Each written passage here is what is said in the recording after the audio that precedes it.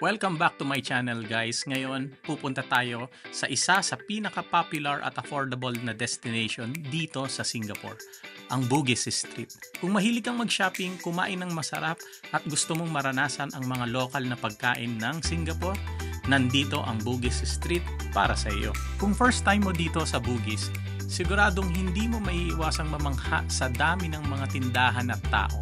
Ang Bugis Street ay isa sa pinakamalaking street market sa Singapore at dito makikita mo ang lahat. Mula sa mga trendy na damit, mga accessories at iba pa, lahat sa abot kayang presyo. Dito, hindi mo kailangan maglabas ng malaking pera para makabili ng mga quality na items.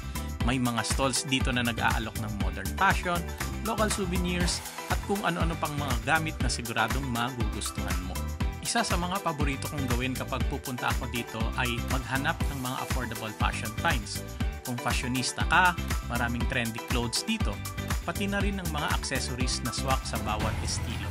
Isang advantage ng shopping sa Bugis Street, mura at bargain friendly. Hindi mo kailangan ng malaking brand name items dahil may makikita ka na fresh na trends sa presyo na swak sa budget mo. Kung may mga t-shirts, dresses, bags at sandals na hinahanap mo, sigurado akong makikita mo dito.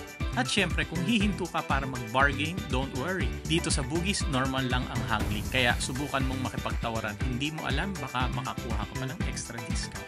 Hindi pwedeng mag-shopping sa Bugis na hindi bumibili ng mga souvenirs.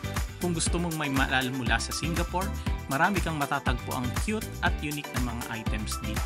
Isa sa mga pinakapaborito ko ay ang keychain at mga ref magnets na may design ng iconic na mga lugar sa Singapore tulad ng Marina Bay Sands, Merlion at syempre Gardens by the Bay. Tamang-tama lang para sa mga gustong magbigay ng pasalubong o may maliit na remembrance lang. Kung gusto mo ng mas personalized na souvenirs, makakakita ka rin ng mga handicrafts tulad ng mga wooden bags, bracelets, at mga local accessories na perfect souvenir para sa mga kaibigan mo o para sa sarili mo. Huwag kalimutan ang mga tote bags na may mga unique design na madalas ay may Singaporean prints at may mga lokal na motibo. Kung trip mo naman ang mas makulay, may batik-inspired na bags at t-shirt na definitely na magugustuhan mo. Tapos, hindi lang shopping ang hatid sa atin ng Bugis Street. May mga food stall na siguradong magpapabusog sa iyo sa abot kayang halaga. Kung gusto mong masarap na street food, ito na ang pagkakataon. Isa sa pinakapaborito kong food dito ay ang satay. Kakaibang lasa ng karne, may tamang alat at talagang pinipili ko yung freshly grilled na tinda. Tapos meron din popya, ang sarap ng combination ng crunchy veggies at soft wrapper. Huwag mo rin palampasin ang ice kasyang na perfect pang refresh sa init ng Singapore. Walang tatalo sa sarap